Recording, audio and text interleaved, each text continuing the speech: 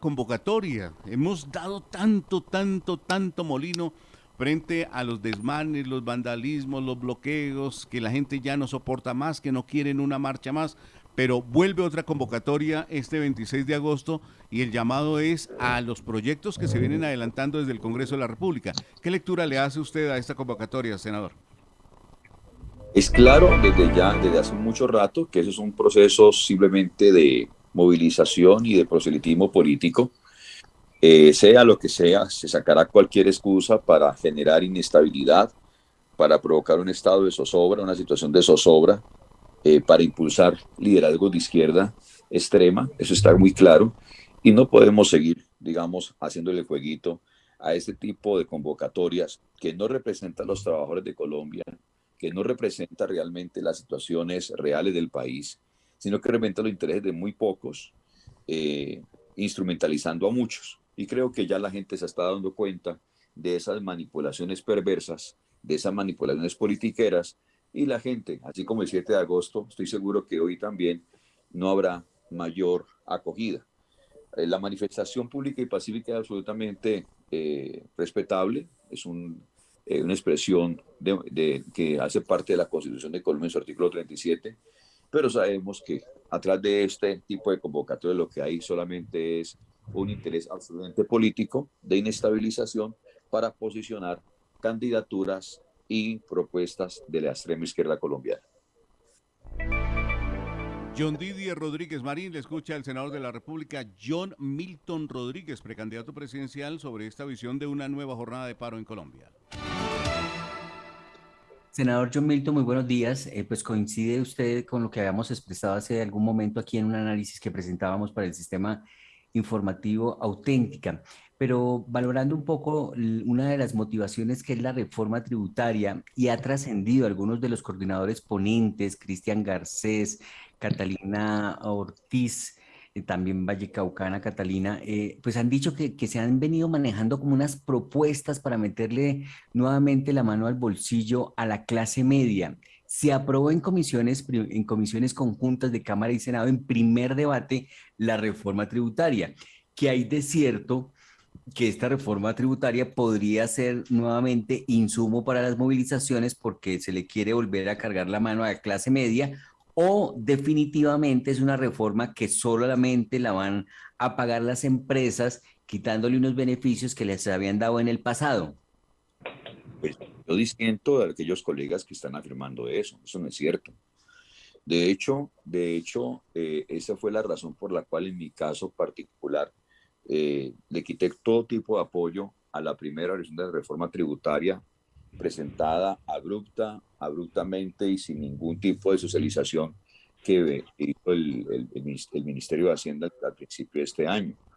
Esa sí afectaba a la clase media trabajadora, afectaba obviamente a los pensionados, pero eso quedó completamente corregido en esta reforma tributaria llamada Ley de Inversión Social, que se enfoca en que las fuentes no sea la clase media trabajadora, sino que las fuentes sean las empresas que están obviamente aplazando o renunciando incluso al tema de los beneficios tributarios que se tenían de reducción de la tasa de renta e igualmente que hay una sobretasa que se le coloca a los bancos, o sea que esta es la fuente de financiación principal de esta reforma. No es la clase media y trabajadora y los pensionados, y yo sí le pido a la opinión pública que no haga eco de ese tipo de cosas porque no son verdad. La única cosa en la que hay un debate todavía es en el tema del comercio a través de plataformas electrónicas, donde, digamos, anteriormente había una desventaja entre aquellos que hacían su comercio formal a través de la presencialidad frente al comercio virtual, porque la presencialidad tenía IVA y la virtualidad no tenía IVA. Entonces se trató de colocar las mismas condiciones para unos y para otros. Esa es la única diferencia que yo veo que existe, pero un tema muy viejo, pendiente, obviamente, de equilibrarse. No encuentro qué otra situación están indicando algunos colegas, no, porque no la veo en la reforma. Además, en la reforma lo que hace es ampliarse el ingreso solidario, en la reforma lo que hace es ampliarse el programa de protección al empleo formal, de apoyo al empleo formal. lo que veo es la gratuidad en la universidad para estrato 1, 2 y 3. Lo que yo veo allí es el acompañamiento a las regiones para que las regiones, departamentos y municipios puedan tener mayor capacidad de movilidad para apoyar y ayudar los programas sociales de sus regiones. Entonces yo veo más bien es una serie de decisiones que se tomaron para favorecer el empleo a la clase media y trabajadora, para favorecer también eh, para favorecer a aquellos que están pasando dificultades derivados de la pandemia, de los bloqueos, del paro nacional. Se apoya a las MIPYMES, se les genera un acompañamiento importante a través de entidades financieras, de la banca estatal de manera directa. Creo que hemos logrado para esta ley decisiones muy importantes que amparan los posibles elementos de protección y reactivación del empleo y la economía en el país. Así que no es cierto que esta reforma tributaria afecte a la clase media y trabajadora o afecte a los pensionados. Es mentira, eso no es verdad. Senador, otro punto que usted también acaba de abordar para hacer precisión, y es que había el temor que al quitarle esos beneficios que se habían dado a algunas empresas, pues que eso está bien para las empresas grandes, pero no para las empresas pequeñas, las microempresas, que incluso algunos han salido a decir que una vez se apruebe esta reforma tributaria, ellos van a considerar seriamente empezar a despedir gente. En algún momento surgió la posibilidad como alternativa que se establezca tarifa diferenciada. ¿Cómo va ese asunto? Aquí hay dos cosas. La primera es que el sistema simple, que es un sistema de tributación con unas tasas preferenciales para la micro, para la pequeña empresa, se amplió de 80.000 VTs a 100.000. Significa que las empresas con ingresos brutos de hasta 3.600 millones de pesos anuales tendrán la posibilidad de aplicar esas tasas preferenciales, que incluyen tasas entre el 7% de tributación, no del 33%, hasta tasas del 12 o 13% en su tasa de tributación y no el 33%. O sea, que se amplía de 2.400 millones de ingresos brutos que tenía antes. Las empresas de ingresos podían aplicar ese tipo de tasa preferencial, y se amplió a los 3.600 millones de pesos. Está diciendo, o los que algunos están diciendo de manera desinformada, se favoreció a la micro y a la pequeña empresa para que tributen aún menos, y el rango para que se favorezca mayor cantidad de micro y pequeñas empresas. Igualmente es importante anotar que la generación de la protección a la nómina está garantizada hasta el 31 de diciembre del 2021, pero también se proveyó de una proposición que lideré, que tuve la oportunidad de liderar, para que según las posibilidades presupuestarias del 2022 se amplíe hasta el 31 de diciembre del 2022 para proteger el empleo de la micro y la pequeña empresa, hasta empresas de 50 empleados, que tengan esas dificultades todavía de recuperación, porque la micro y la pequeña, que está sufriendo mucho en este momento, tenga esas posibilidades hasta el 31 de diciembre del 2022. José Luis Ramírez, le escucha el senador John Milton Rodríguez de Colombia Justa Libres a propósito de estas movilizaciones, de algunos proyectos que se están debatiendo en el Congreso de la República. Gracias, John Díaz, muchas gracias, y un saludo al senador. Senador, tengo una preocupación. En un auto de la Sala Especial de Decisión número 13 del Consejo de Estado, hay una demanda contra usted por malos manejos de dineros públicos. Esto llevaría a la Sala, al Consejo de Estado, en este momento lo están estudiando su situación para quitarle la investidura. ¿Qué sabe usted de eso? La magistrada es Miriam Estela Gutiérrez Argüello, la que está haciendo el estudio. A ella le llegó esa denuncia en su contra, y qué repercusiones tendrá. ¿Qué sabe usted de ese auto que está en la Sala Especial de Decisiones número 13 del Consejo de Estado en su contra? Gracias, José Luis. Pues eso hace parte de una serie de acciones de persecución política que he estado experimentando desde que se anunció la precandidatura presidencial, a través de una sarta de mentiras, hacer una cantidad de observaciones, y a la vez este tipo de demandas. Esa demanda, gracias a Dios, ya fue rechazada por el Consejo de Estado. Eran una demanda que no tenía ningún tipo de sentido ni prueba, solamente pretender afectar obviamente el buen nombre, en mi caso, y el desarrollo de la carrera hacia la presidencia de la República. Pero esa demanda que tú refieres ya fue rechazada por el Consejo de Estado. La que existe en este momento, de 17 demandas, junto con esa ya he ganado 16, me queda una sola demanda en medio de esa persecución política que yo he recibido, y es una que dice que me demandan que porque yo he recibido partido en mi calidad de directivo o copresidente delegado del partido, lo cual también es una infamia y es una mentira. Nunca he recibido un peso de salario del Partido Colombia Justa Libres. He servido ad honorem con el mayor amor y lo seguiría haciendo con mucho gusto, a pesar de cualquier tipo de persecución y ataque, porque son cosas que tratan como de desanimarlo a uno o distraerlo, pero no, nosotros tenemos una convicción y nos vamos a enfocar en seguir recorriendo el país. Hoy en Medellín, estaremos luego en la ciudad de Pereira y seguimos recorriendo el país presentando nuestra propuesta de aspiración presidencial, José Luis. John Diver, si Senador, me permite usted. perdón, y esas denuncias, 16, 17, eso es bastante. ¿Es una misma persona o son diferentes personas que andan detrás de usted?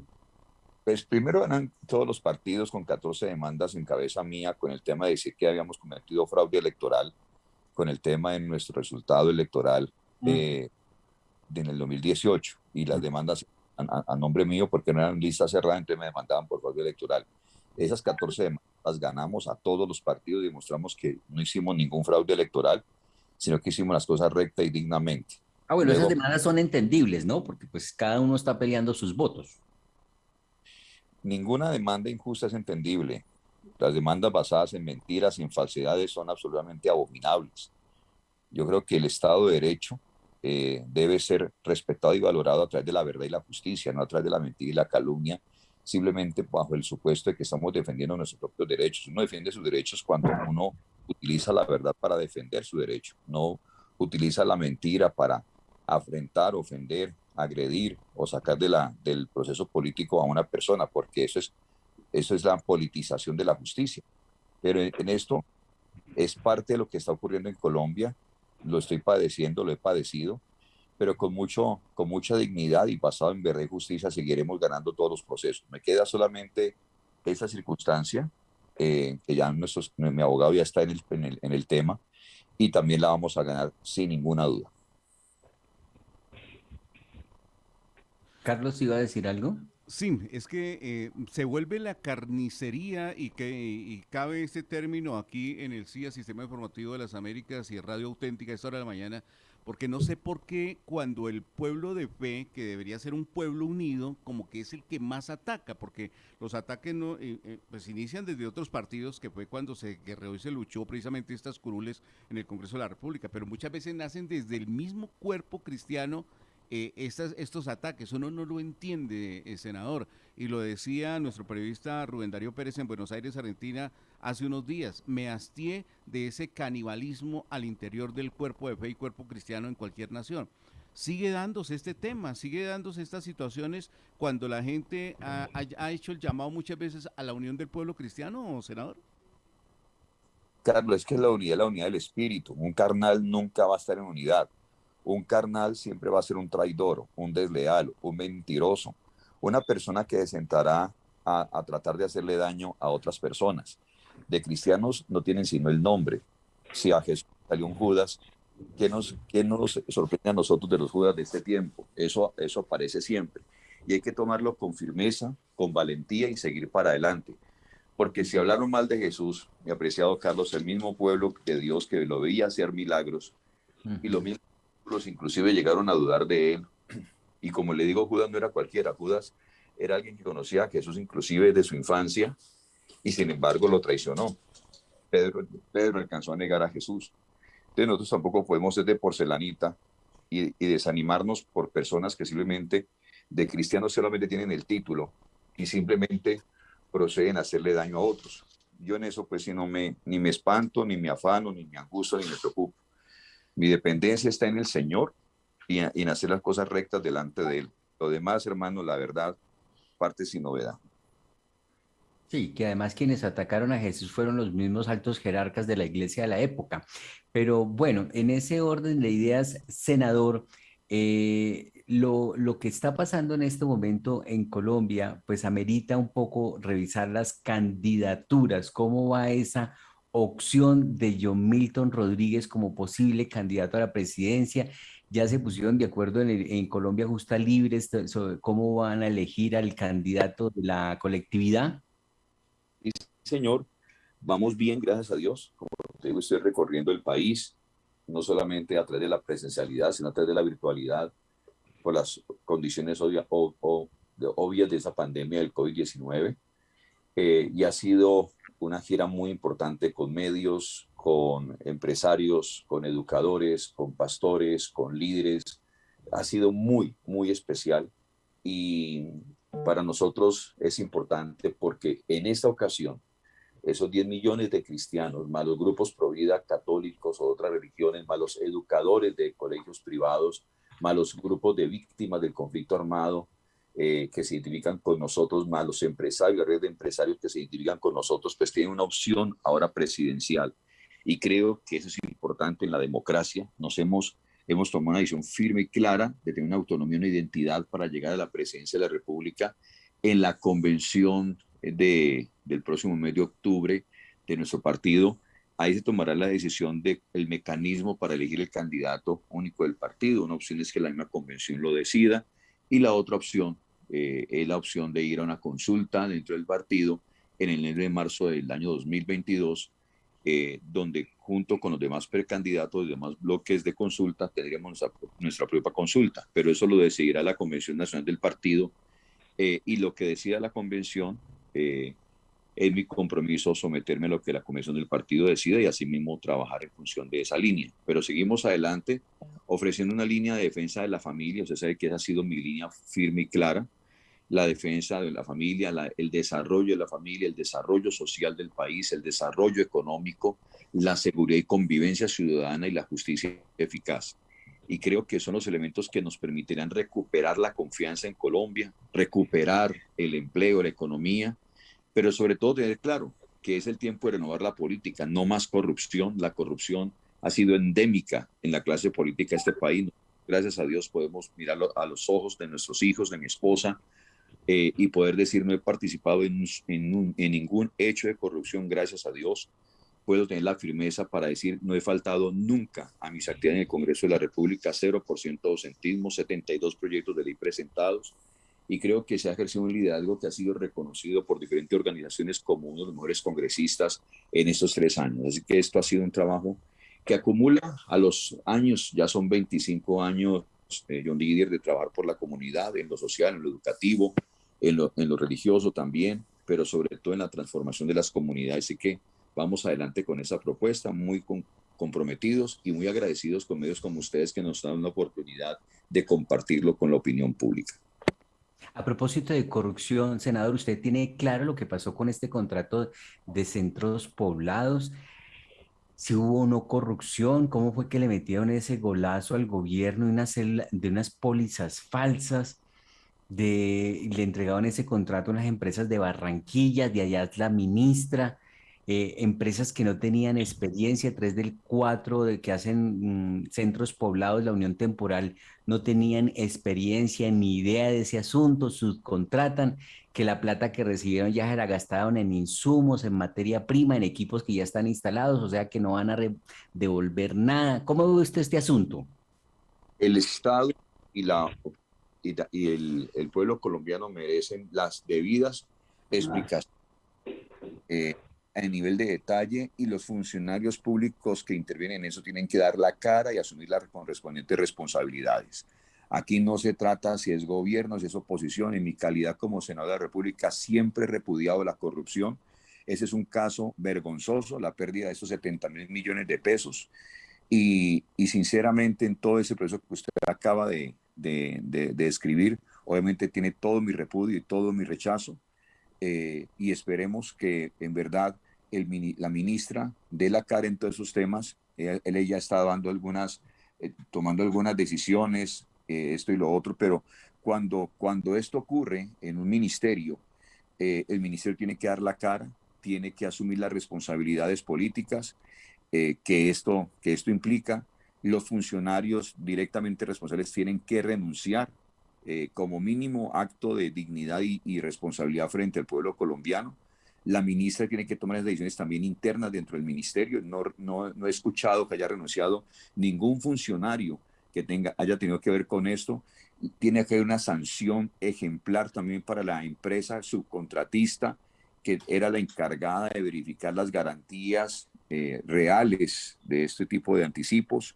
Y obviamente los empresarios o las entidades que tuvieron que haber visto con este desabrupto deben de ser sancionadas de por vida o aplicar la máxima sanción que haya en términos de corrupción, pero no pueden volver a contratar con el Estado nunca más. Ese sería el colmo, que se les premiara a este tipo de entidades que hacen semejante fraude, que se quieren burlar del pueblo colombiano, volverlos a contratar. Esperamos no solamente los hallazgos, y también es un mensaje para la Contraloría. La Contraloría no solamente es para anunciar hallazgos, sino para ejecutar sanciones ejemplares. Y esperamos que la Contraloría proceda en rigor con ese tipo de situaciones, porque no he escuchado a la Contraloría hablar mucho del tema. Y necesitamos que también los entes de control se pronuncien con contundencia en ese sentido, porque es su responsabilidad directa en preservar y salvaguardar el patrimonio de todos los colombianos, John Didier. Sí, señor. Sí, José Luis. Senador, a propósito de sanciones ejemplares, en el caso que le hice referencia en el auto del Consejo de Estado, por ejemplo, va a salir a su favor, como así esperamos todos. Pero el señor Luis Ernesto Correa, usted lo conoce, sabe quién es, que pone esa denuncia, que no tiene sustancia, o que, como usted lo dice, no tiene pruebas contundentes. Entonces, una persona de estas puede ser sancionada, se le puede revertir al que le puso usted la sanción. ¿Usted lo conoce, el señor Correa? No tengo ni idea de quién es ese señor, no hace parte del partido, lo están instrumentalizando, él se está dejando instrumentalizar para hacer favorecimientos a otros, pero le aseguro una cosa, justicia de Dios hay también, le quiero contar, y esa es mucho más efectiva. El Salmo 1, yo tengo mi convicción, no solamente, mi dependencia realmente más que en la justicia de los hombres es la justicia de Dios, aunque Dios haciendo justicia siempre me ha respaldado en la justicia de los hombres también hasta el día de hoy, gracias a Él. Pero quiero decirle que el Salmo 1 dice que es bienaventurado aquel que no se siente en silla de escarnecedores. Y aquellas personas que se levantan no solamente contra mí, que se levantan a hacerle matoneo judicial, a hacerle matoneo por redes sociales a personas inocentes, a personas que son correctas en su proceder, tienen que atenerse a las consecuencias judiciales de este país, pero también a la justicia que viene de parte de Dios. Nunca será bueno el fraude, la mentira, nunca será bueno eso. Y el respetuoso consejo que le doy a todas las personas es nunca hagan parte de una persecución, de un complot. No se dejen utilizar para hacerle daño a quien nunca les ha hecho daño. Y creo que ese es un mensaje que la sociedad colombiana tiene que recoger. No podemos seguir en un país que a partir de mentiras, que a partir de calumnias e injurias se pretenda dañar a otra persona. En mi caso, la verdad se los digo, yo tengo claro que yo estoy en esto porque aquí Dios me puso. Entonces Dios me defenderá, Dios me cuidará y yo confío en el Señor. Y así como hasta ahora he salido adelante venciendo toda clase de artimañas y mentiras de propios y extraños, así seguiremos adelante. Tengo claro que aquí no llegamos para hacer porcelanita. Tengo claro que aquí llegamos para enfrentar a Goliat, para enfrentar a los gigantes y para poderlos vencer. Se tiene que hacer a través de la verdad, de la justicia, la integridad. Y esas son las armas que debemos de utilizar siempre. Nunca las armas de la maldad, siempre las armas de la bondad. El senador John Milton Rodríguez de Colombia Justa Libres, como de costumbre, usted muy amable con los oyentes del sistema informativo Auténtica. Que pase muy buen día. Muchas gracias, John Didier, gracias, José Luis, gracias, Carlos. Ustedes siempre saben que me pueden preguntar lo que sea, que para ustedes y para el pueblo colombiano, de mi parte, nunca habrán secretos. Dios me los bendiga a todos, vamos para adelante y recuerden nuestra causa y mi causa es Colombia. Muchas bendiciones. Ahí estaba el Senador de la República. www.elciaradio.com.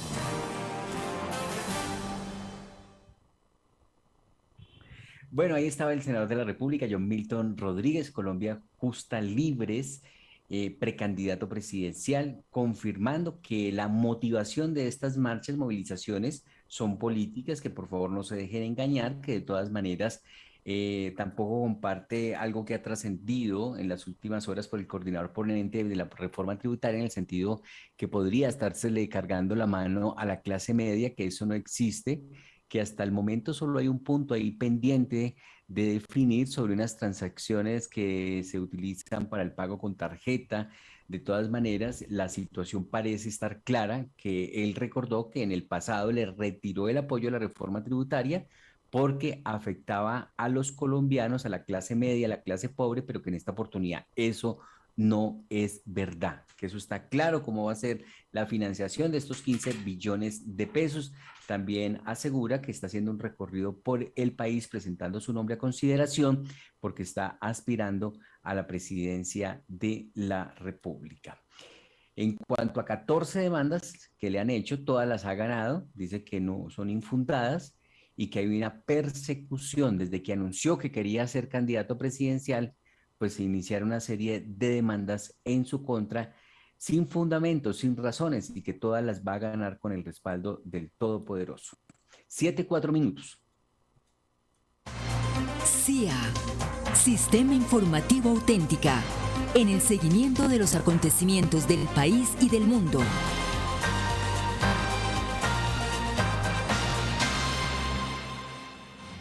¿De regreso a tus actividades? Tranquilo que Transmi te lleva. Solo recuerda que debemos cuidarnos entre todos y la mejor manera de hacerlo es usando el tapabocas, lavando nuestras manos, abriendo las ventanas de los vehículos y quedándonos en silencio durante el recorrido. Cuídate para seguirnos moviendo. Tu familia y Bogotá cuentan contigo. Transmilenio, Alcaldía Mayor de Bogotá. Vacunarte es cuidarte de verdad. Vacúnate contra el COVID-19. Si te vacunas, estás protegiendo a tus seres queridos. Acércate al punto asignado o acude a los lugares habilitados en tu ciudad. El virus no se ha ido y la principal medida